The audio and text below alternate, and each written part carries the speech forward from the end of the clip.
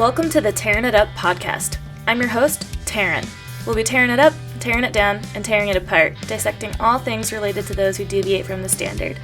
From leaders of their industry to leaders of mediocrity, and maybe a gear review or two thrown in. We shoot the shit and let the conversations flow, so if that's not your style, this may not be for you. Otherwise, listen in. Hope to light a fire in you somehow. Look at that, we get to watch it just do its go. Thing where I'm like, I'm loud! I'm loud! Happy July 5th. This is a record right now for us. Do you want to know what the record that we're setting is? 50 wonderful. That too. 50 wonderful episodes. This would be 51, but it's only been 2 months since we recorded in person. We're adults. Cheers. Yeah, this is the shortest amount of time it's been in between live recorded sessions. For those of you that don't know what that means Amber and I are physically sitting next to each other and like touching in this hot heat. Oh God, I'm hot as fuck. It's been like, I don't know, it feels like 90 degrees or something. Maybe it was, and it has felt so humid to me. Yes. I don't know if that's because I live in the hot. dry culture area, dry air area. Arid. Yeah, that it feels so much more humid to me here now. My mom said it was pretty muggy though. Do you think it's been this way? It's just fucking hot. It's like the first real hot day in Washington, I think, of summer. I don't like it. Yeah. It's pretty miserable. It just got hot. Us Washingtonians aren't used to it, but I would say it is pretty humid. It got hot in Tahoe this last weekend, but I worked all day Saturday. Not all day. I worked Saturday. But Sunday I was running around all day, like getting ready to leave for my trip here. And I was pouring sweat, pouring, like be in our container, moving stuff around, and I was like loading stuff up into the truck, had to empty the septic and stuff, before I left, and it was just dripping down me. I was like, this is awful, and this is just the start. Mm-hmm. And the then moment I start sweating is when I stop working. Yeah, it's been, so I don't even think I told you this yet because I was so busy last week that I didn't really talk to anybody very much. I was like, I can't start a text message, because I won't get back to it. But Andrew took off to Alaska to fish. So his buddy asked him Tuesday, hey, do you want to come fish the King opener with me? And then he flew out Wednesday morning. Holy crap! Yeah, so between, all this work and getting ready to leave and just our living situation, I was running around like a mad woman all last week. That I'm fucking exhausted. Couldn't wait to get here.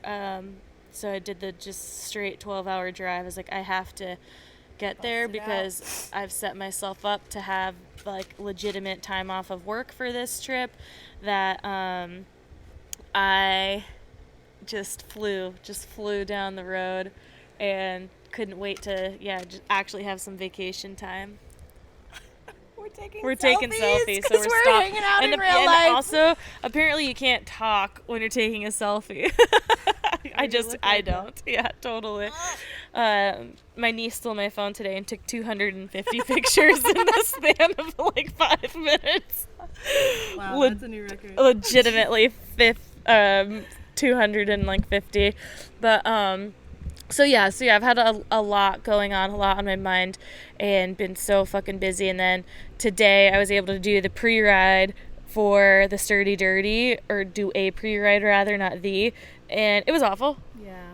It was so hot, and just the whole time, leading up to now, I've just been worried about the climb, because it's a pretty big climb. Yeah. And also, looking at the map, I know it's a climb and then downhill and then another little climb, and I wasn't exactly sure how big the first climb was. Turned out it was only 1,700 because the whole total elevation for the course is 23 something. So the initial climb was like 17, and I think like 5 miles, just shy of 5 miles or something. And then there's like a just under 3 mile downhill of that entire elevation. Whoa. And then a 2.5 mile climb with like a 640-foot climb. So it was really a bummer to have to do a climb after all that, because I just haven't biked in 3 weeks. Like I did one ride since my crash, but I barely even call it a ride because it was just such a short little trail. So yeah, it was a big day for me, and I was struggling. I always struggle in the climb, but like just hot and without knowing exactly how far to go. That's the thing. Like I don't know exactly how long the climb is, exactly how high it is. So you just, and I, when I'm alone, don't do well. I start to stop a lot and just be like, fuck, where's the end? When is this going to end? And I did look at the map a lot to keep me going, because I'd be like, okay, just a little further or whatnot. I'd try not to look for a while. But I know at the last climb, I definitely looked and I was like, oh my fucking God, I'm not even halfway there. Like, it did even out. It's kind of, I feel like in the first mile is most of the climbing. Yeah. So that kind of sucks, because like I said, it was hot by this time, or it had been hot, but it was like noon. So yeah, noon in July on a summer day. The hottest summer day. I feel like this was the hottest summer day in Washington. It was for sure. crazy. But even the downhill just like did not go very well for me. I've done this downhill, I'm pretty sure, with you and Nikki in 2020, or maybe just you, but because I know I did a ride with you and Nikki, and then you, Nikki, and well, we did Tiger, so I think me, you, Nikki, and Danny did the Raging. Because I do I remember, I'm like, oh, I remember this like rooty section, but the top of it was a kind of rooty and steep feeling for me right now, from just coming back from a bad crash and being alone again riding. And it was right out of the gate of the section, so I was just not ready for it. And I was like, whoa, like, I don't even know how it feels to kind of get some impact on my body. So I was pretty nervous to even go down some of these sections, and then it felt just real tight too. I feel like I've been riding some like more open trails, and I'm doing the beginner course. So just in my head, I had made up of what it would look like. It's like, this was not it at all. My forearms were burning by the end because I was just braking so much. Because by the end too, I was, after that second climb, just so tired. But it was not the pre-ride I was hoping for, of being like, cool, I feel good and confident. I was like, should I be doing this?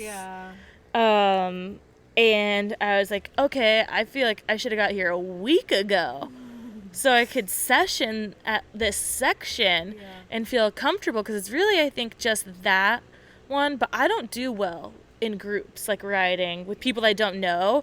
So that, I feel like, is going to put more pressure on myself of trying to get through it with people being around and watching me. And I'm just like, I'm not going to pull out, but there is a light course option that I haven't looked at because this wasn't loading, but would that cancel out the Rudy section? I think so, because I ran into a couple people on the course who were doing it today, and I talked to this one gal, and so she was pre-riding today to see if she wanted to move up a category into expert. And bad bitch. Yeah, at this point, I don't know, I was halfway through my climb, maybe the first climb, and so I was like, yeah, I was kind of gonna see how today went, and I was gonna maybe think about moving to the sport category after today. I'm like, yeah, fuck that. But she was telling me, she was like, yeah, a friend of mine, I think it's her friend's first race too, and she did the down, she was like, she actually dropped the light course because she said the CCDH, the Canyon Creek downhill, was like pretty intense.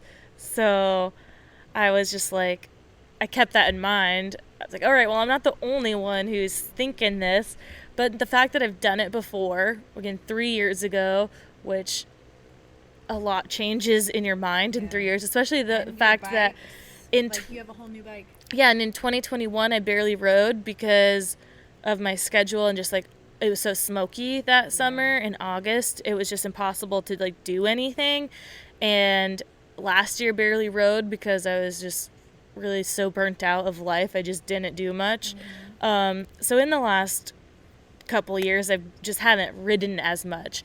I was feeling so good before my crash, so I'm just kind of bummed that I was, like, on a roll. I felt like I got out more than I had in the last 2 summers. I mean, maybe, no, probably total in the last, like, you were on a roll. I was on a roll. And I mean, I wasn't feeling like, super great or anything. I was feeling okay. But again, it was like definitely building confidence and trying to get back to being at a place that I was. And then this damn crash and my broken helmet, my rib that feels like it's out of place.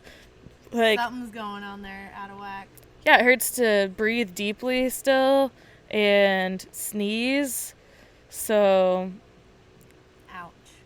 Things didn't hurt when I was riding. Like, initially, my shoulder collarbone area kind of felt like a little unstable-ish.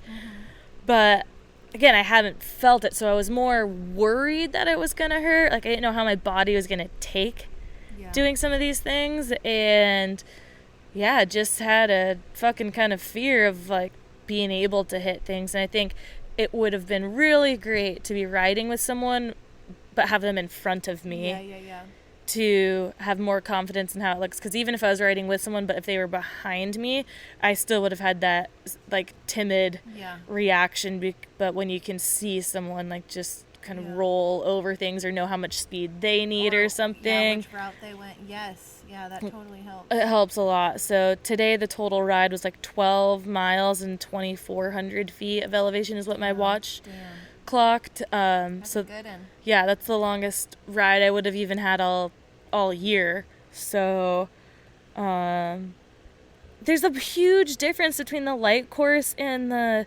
beginner, though. That's what I kind of sucks. Like, I want the challenge. I want a challenge, but I wish there was something just a tiny bit shorter. So I don't know. I'm looking at the light right now.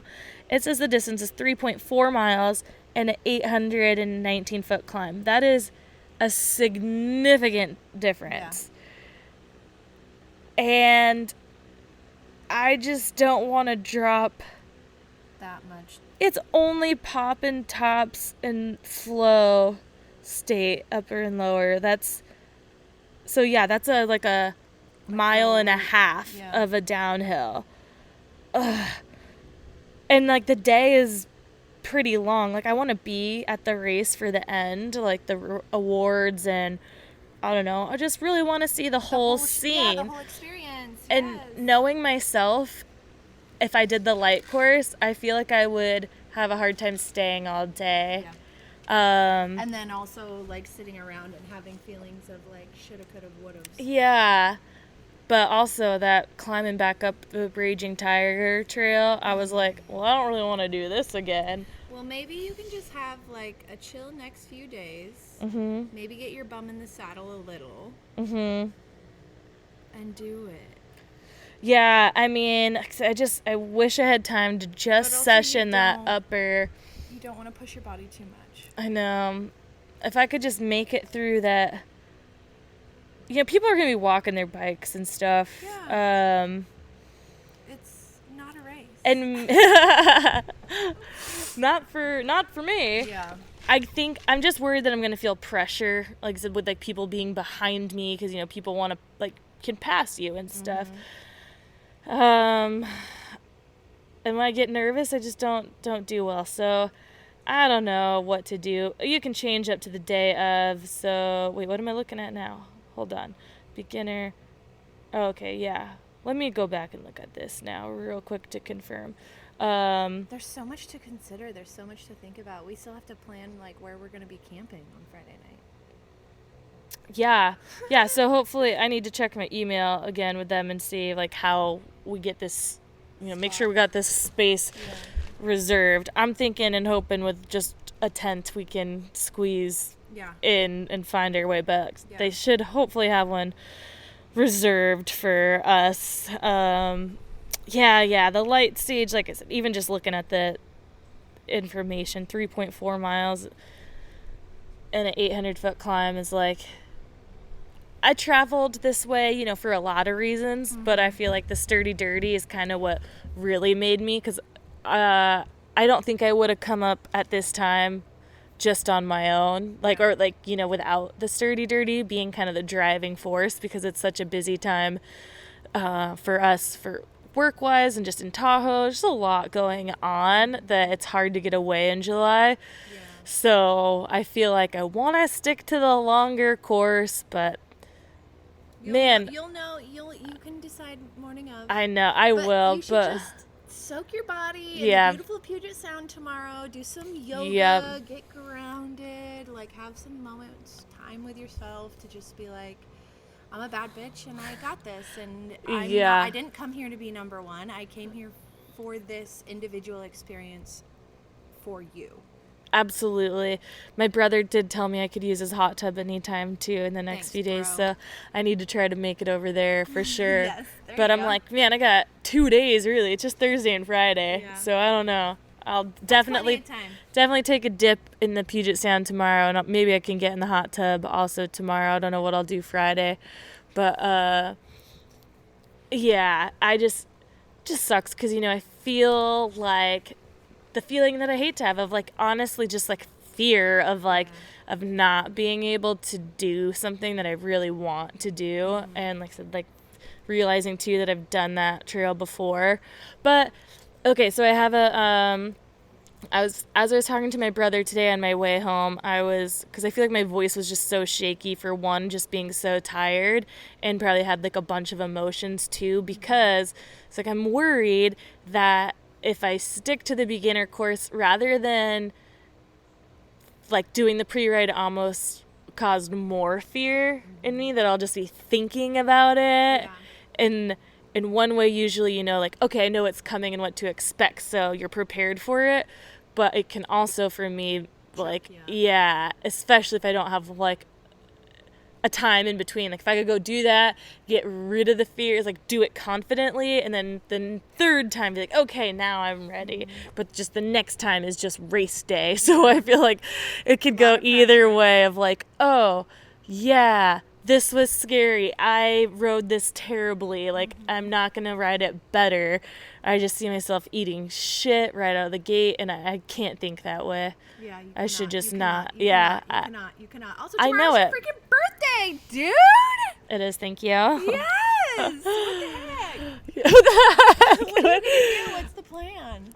Well, I am going to meet Hillary tomorrow morning out where she's living on Horsehead Bay, I think, out in Key Peninsula. Yep, the Key Peninsula. That's a good way to describe it. I always just say like Gig Harbor area. But so I'm going to meet her out there to go paddle boarding, which will be really nice because it'll be my first paddle boarding adventure of the year. And my dad, I think he has a golf tournament or something, I don't know, work and golf tournament. And my mom wants to have her usual Thursday with the grandbaby. So I was like, perfect. That means I don't have to feel bad about like leaving my mom, because I know she's really excited to have me home for my birthday. Yeah. So go paddle boarding, and then I think she has to be somewhere around 12 or something, so it'll keep good timing for us. Then I'll probably just come back this way and go to my brother's and hang out. Jen wants to have dinner over there, do a little barbecue, which would probably just be us and my mom, because my dad, I don't know if he'll be around for dinner. And that's fine. That's great for me. Just super chill, hang out with the kiddos. Yeah. Be exactly where you need to be. Especially because, Friday and Saturday will be busy, or at least Friday night. Oh, hiccup. Friday night. And then, Saturday will be a full day. I think it's going to be cooler, at least. Thank God. Yeah. Today was max. Today I could not really do. It was like 90, but still. That's hot. Murderous. That probably made us sound. How hot was it today? I don't know. When I looked at the weather, when I got in the truck from Raging River, it said 83. Okay. But that's, a little bit higher elevation. So I think in town here it may have been hotter. Also, the air quality started out real shitty this morning. Yeah. It was like 130. Yeah, what's the 79? Yeah. I'll take it. Especially because the morning will be much cooler. A 50% chance of thunderstorms on Friday night or Friday. That's exciting. Yeah, I saw that they had it Thursday once too, and that went just to Friday, I guess. But weird. But anyways, that's really all my updates. It's a big one. There's a lot riding on this trip, and you being here, and I shouldn't say a lot riding on it. But no pun intended. This is the mission, man. Yeah, exactly. And it's a journey all in itself too, yeah. I feel like every trip up here for you is because you're like, where do I delegate my time? Yeah. How do I do this? How do I have my heart in two places? Uh-huh. All of it. Yeah, it's tough. I don't know. Maybe I was feeling that I'd do really well in the race and discover that I was meant to do this, but but then I'm not at all. I'm just getting slower with age. Just have fun.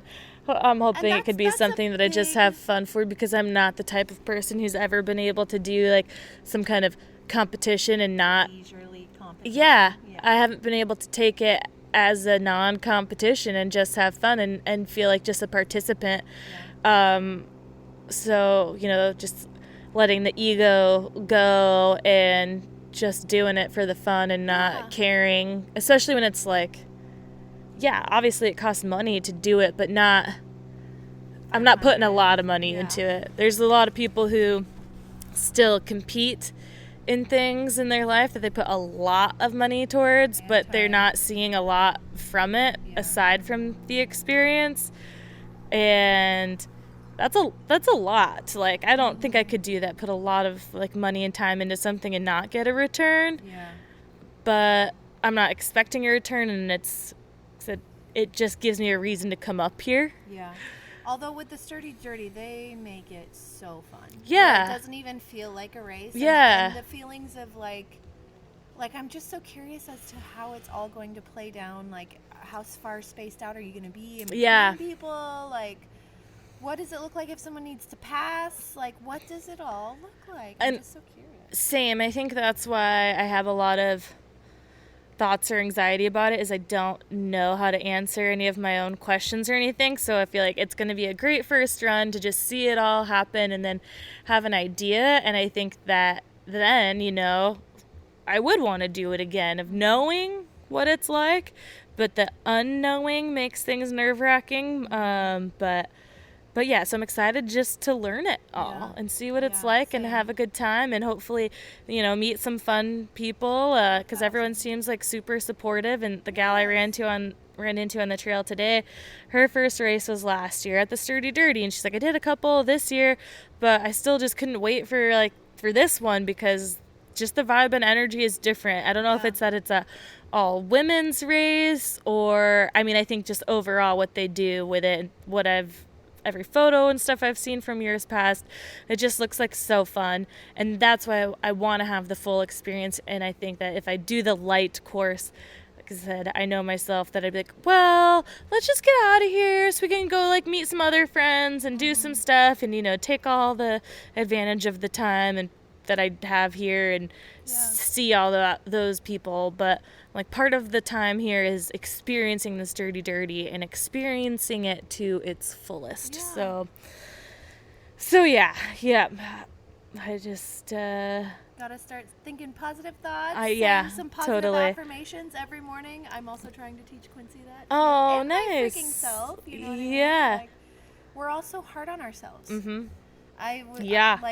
Quincy has been really hard on himself, and I took it very internally for a while, and then I'm like, hold up, he had to have learned this from somewhere, you know what I mean? And I'm very hard on myself, but also not. Sometimes, you know what I mean? Yeah. It's a balanced thing, but it's incredible what some freaking yoga will do, or some positive affirmations if you're truly intentional about it and in a good headspace, heart space. All of it. It's all tied together. It totally is. And I was thinking that, I can't remember now because my brain is literally fucking fried from today. I could sleep right now, sitting upright, except my shoulders and neck hurt so bad that I feel like I need to lay down. But I was thinking, actually, I just had this visual memory that I was on the trail thinking this, that, we've talked about it before, but you never know what's going on in someone else's mind or life, because I am a huge cheerleader for my friends and clients. Like, I'm a personal trainer. Yeah. So I talk to my clients a lot, too, of things that don't have to do with the gym. Mm-hmm. Like, sometimes it feels like therapy, like I'm a person for them to talk to their life problems about, just like vent to. Mm-hmm. And I love that. I love being that for my friends and anyone too. I like to be that person and that cheerleader, and to, say like, you can do it. Like, why would you ever doubt yourself? And whether it comes to an athletic endeavor or, life, whatever. But it's like, inside, I am so not that person for myself. Yeah. I have a really hard time pushing through things. So it's really interesting because a lot of times I feel like I like to do things alone. Mm-hmm. Like, yes. Bike ride, run, because I can be at my own pace and I don't have to like worry about keeping up, because that brings a whole different set of thoughts in my mind, and I can just do it without worry. But at the same time, sometimes doing things alone, I can't get out of the negative self-talk. It's so easy. It's so easy to slip right the fuck into that I'm like, I can't do this. Why can't I do this? Why am I fucking doing this? And you wallow in the negative. Yep. And it didn't hit me today hard until that last part of the climb. Which is that's a good Yeah, I made it far. Well, okay, I'm going to backtrack that because it hit me immediately on the downhill, that first section. But as that downhill got better and things opened up, like, I started to be like, okay, like, this feels all right. But I was like, just really worried about the downhill. Then on the uphill, again, that's where I was like, yeah, what am I doing? I don't know if I can do any of this. And then the climb just felt never ending at that point. And that's where, I just kept stopping, because I was like, I am so tired and so hot and so alone about, like, this is where I would need someone right now to, like, just be in the misery with me, almost, of like, you know what? Let's either stop and chill, or like, let's go fucking, like, this is, as soon as we're done, we're doing this or that or whatever. But yeah, I'm just like, and I have those thoughts a lot. I mean, it's not just in those hard times. It's anything in life. It's like everyone always says, you take your own advice. Like, you can give all this great advice to anyone in the world, but, like, you're never taking it yourself. Yeah. And it's so hard. I feel like I was getting to a place with doing that. Yeah. But, man, things like today were like, yeah, I am not that positive self-talking person. And I think naturally as humans we're not, but it's about the practice and being intentional with it. And that's exactly it. Practice. Like, you have to do it for yourself. It's so much easier to build someone else up than yourself. And especially when you can't feel the feelings that they're feeling. Yeah. Like, when your friends turn to you, you're usually in a place of, like, you're not around them. Like, when I was, you were texting me on your ride today, and I was like, you just gotta ground yourself, you just gotta, like, it's fine, like, we'll be fine. But I was, like, at work in a totally different place, totally different headspace. Like, it's different when you are actually feeling when you're in it. Feels. Yep. Yes. Yep. Yeah, it's much easier to say from the outside that, like, oh, just do this. So yeah, it's much easier to say it from the outside. But with hard things, you don't always have to go it alone. Yes. I've realized that I do that, when, especially if I'm, like, going through something very personal, which I am. We all are. I am, like, I self-isolate and, like, keep it to myself. But it doesn't, like, it helps to spread the heavy. Yeah. Absolutely. And that's where, things like therapy obviously come into play, and how I'm just so happy that it is more available for people and socially acceptable and not looked exactly. at as like, You're oh, there's weak. that kid in fourth period who has to go to therapy. Yeah. It's like, no, this good for you. Like that's a full on form of self-care. Yeah, absolutely. And it's like, I don't go to therapy. I haven't gone to therapy, but I would really like to. I mean, it's always scary, I feel like, to think about, because you're kind of like, yeah, I think everyone could benefit from it, but you're also like scared to open up things that you maybe don't even know exist, or what the root of the problem is. Like, I think I have a pretty good idea of some stuff, but I'm like, ooh, do I really want to like dive deeper into that? Like, I don't know if I'm, or to open up yourself definitely to someone who's a complete fucking stranger. Yeah. And someone that you either may or may not click with. Yep. Yeah, right? And that's the thing that's a little bit scary, is finding someone that works for you. But I feel like in general, just talking to people and being more open about your feelings too is so helpful. Like you said, just spreading it out, being vulnerable to things, and not just keeping it all to yourself, and being real of like, hey, I am going through some stuff right now, and this is what's happening. And, someone in your life can maybe take some of that weight off your shoulders somehow, even if it's just like a listening conversation. Yeah. But also, and I know we've talked about this before, but like not using your friends for therapists, and also putting into consideration where they're at that moment in time, and being like, hey, what they can give back to you. I'm dealing with some heavy shit. Do you have a moment? Yep. Yeah. Are you in a place right now where we can do this? And like a lot of the times when those feelings come up, it's like, I'm having them and I need somebody right now, and you call your friend, and yes, these things bulldoze happen. them, steamroll them, but like a little like heads up is good for everybody. Yeah, definitely. I'm going back to that leg now anyway. We're sitting outside, have our makeshift studio, because it's getting to be a tolerable temperature for sure. Even my dogs are dying, they're so hot. But yeah, it's hard to find the people to talk to. Even just with Andrew being gone for a couple days, and my friends knowing, me telling them they're gone, and just how busy I have been running around like a crazy person, they're like, let us know what we can do to help. Awesome. Unfortunately, there wasn't a lot that I could put on them, because they weren't willing to fold my laundry, do my dishes, and empty the septic tank. But I know I could have 100% asked them for something, and they would have done it. But I really didn't have anything that I could pass off to